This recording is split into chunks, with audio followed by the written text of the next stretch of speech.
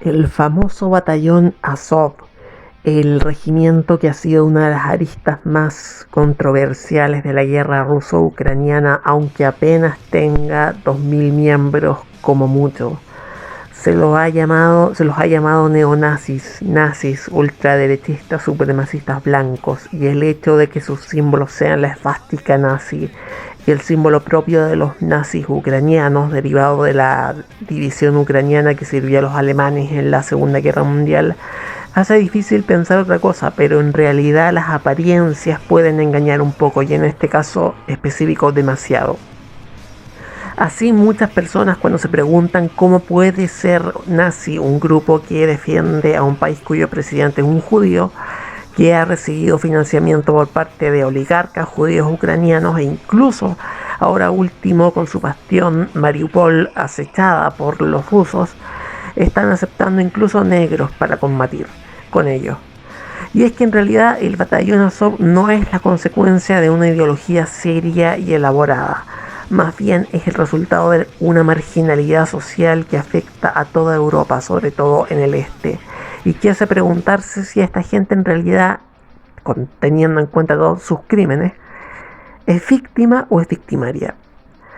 Sé que YouTube está plagado de videos explicando qué es el batallón Azov a estas alturas, pero créanme que este video va a ser distinto a todos, absolutamente todos ellos, porque no solo les voy a contar la verdad del batallón Azov, sino la verdad de Europa del Este, quizás de Europa misma. Una Europa que no se quiere ver a sí misma, que solamente visibiliza este fenómeno cada 4 años eh, cuando hay Eurocopa. Y prefiere mirar por otro lado cada vez que un fenómeno como el batallón Azov aparece, que no reconoce que es mucho más pobre y mucho más marginal de lo que cree. Bienvenidos todos a 10 minutos. El centro geográfico de Europa está en Kiev, es decir, la mitad de Europa es Europa del Este, Ucrania y sobre todo Rusia. Son países cuyo nivel de vida se derrumbó en la década de los 90. Algunos se hicieron millonarios de la noche a la mañana, pero también se gestó un porcentaje importante de la población que apenas sabe leer y escribir. Ucrania es el emblema de todo esto, tiene índices de pobreza extremos, mucha gente roba para vivir porque es lo único que saben, lo único que les han enseñado. En algunos casos ni siquiera fueron a la escuela.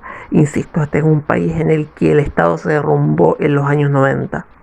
A ver, para que se hagan una idea, en Chernobyl, jefes de mafias agarran a esta gente pobre, miserable, sin nada de educación, y los hacen ir a que roben cosas que quedaron abandonadas desde el accidente de la central. Y los tipos van sin ninguna protección y cumplen la orden a precio de ganga. Y lo hacen porque no tienen idea que hubo un accidente nuclear en Chernobyl. No saben lo que es la radiación, no tienen contacto con el mundo exterior. Es población muy pero muy precaria. Esta población creció sin la protección de nadie y buscó refugio en dos elementos: las mafias y el fútbol. El fútbol en el sentido de los ultras, lo que acá llamamos barras bravas. Sin ir más lejos, la gente que formó el batallón de Azov comenzaron siendo ultras del Metalurgia de Yarkov, que hasta 2014 tenían relaciones cordiales con sus equivalentes del Spartak de Moscú, para que vean lo antirrusos que son. En el fondo son gente manejada desde más arriba por magnates que obtuvieron sus riquezas a través de la mafia y el desmantelamiento del Estado comunista en los años 90. Ahora, ¿los miembros del batallón de Azov son nazis? Sí, son nazis. Ahora, ¿sabe alguien del batallón de Azov realmente lo que es el nacionalsocialismo? Al ver sus páginas, al ver sus declaraciones y al hablar incluso con algunos de ellos, no tienen idea. Se tatúan la esvástica porque los hace ver más agresivos, pero no saben qué significa. No es una contradicción que Hitler haya dicho que los ucranianos eran infrahumanos y ellos lo admiren, porque no saben quién fue Hitler. Con suerte saben leer y escribir. Esta gente que ha sido dejada de lado, ignorada por la sociedad mucho tiempo, ahora por supuesto están al servicio de magnates que aprovechen su brutalidad y los contratan como mercenarios en su propio país. Ellos son los verdaderos neonazis y tampoco. La ideología de estos supuestos partidos políticos de ultraderecha es una umbrella para tapar sus reales intereses, que son sus negocios de mafias.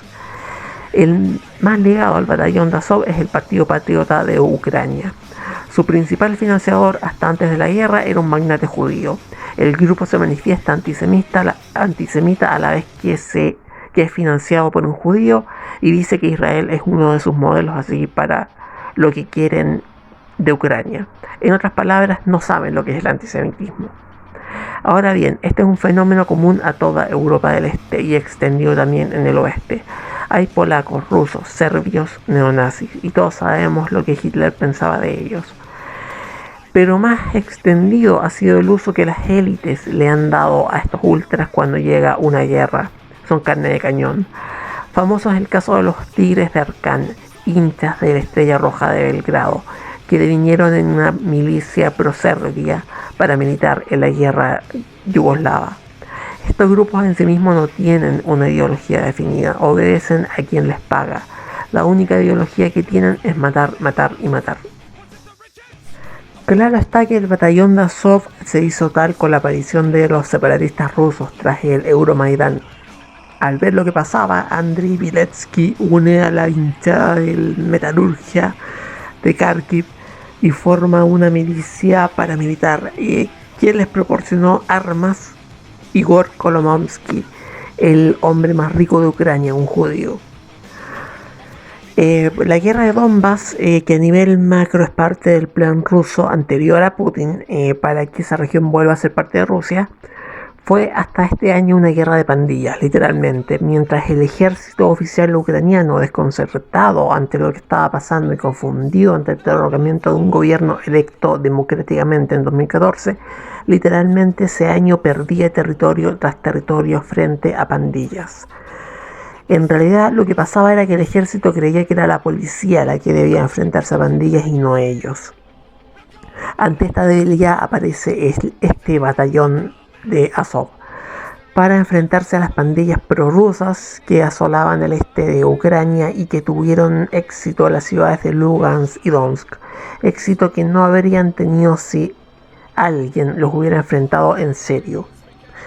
Es aquí cuando aparece el batallón de Azov, que entre comillas libera las ciudades de Kharkiv y la que se convertiría en su bastión, Mariupol.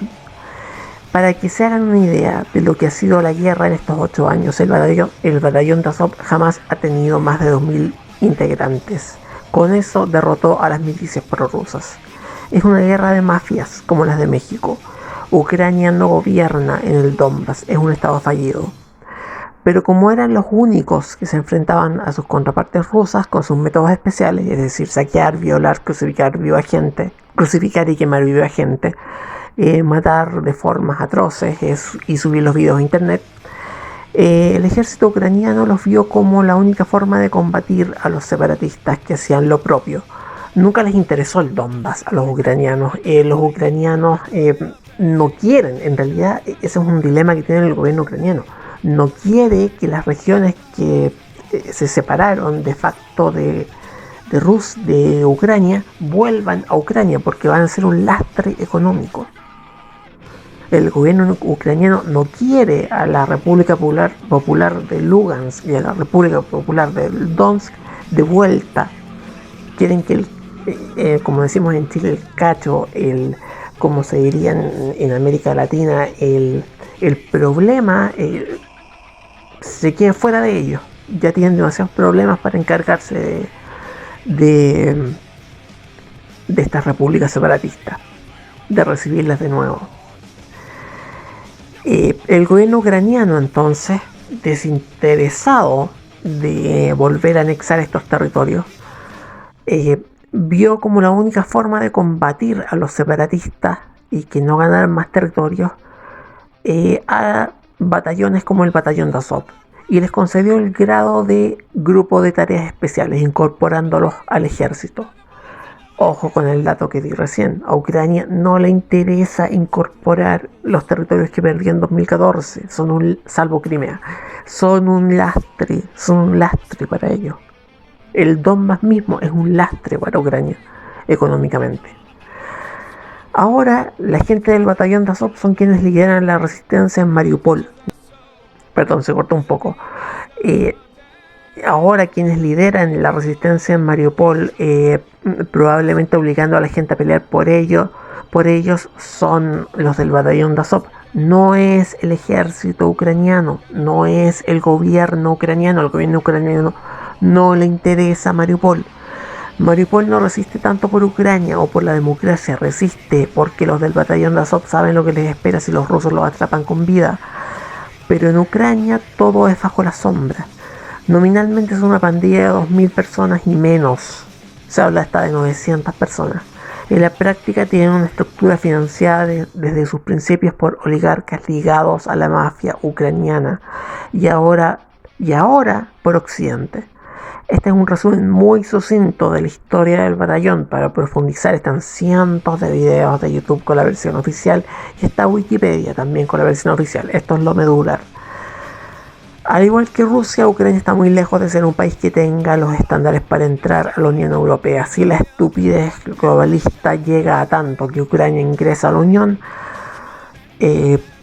no entienden en la Unión Europea el problema en el que se están metiendo. En estricto rigor, Turquía cumple con más requisitos para entrar a la Unión Europea que Ucrania.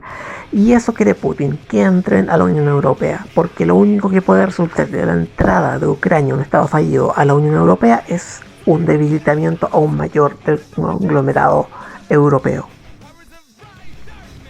Si te ha gustado mi trabajo, por favor, otórgame un like y coméntame tus impresiones. No olvides suscribirte para más entregas de este tipo. Créeme que eso incentiva mucho la creación de estos trabajos. Nos vemos en una próxima ocasión.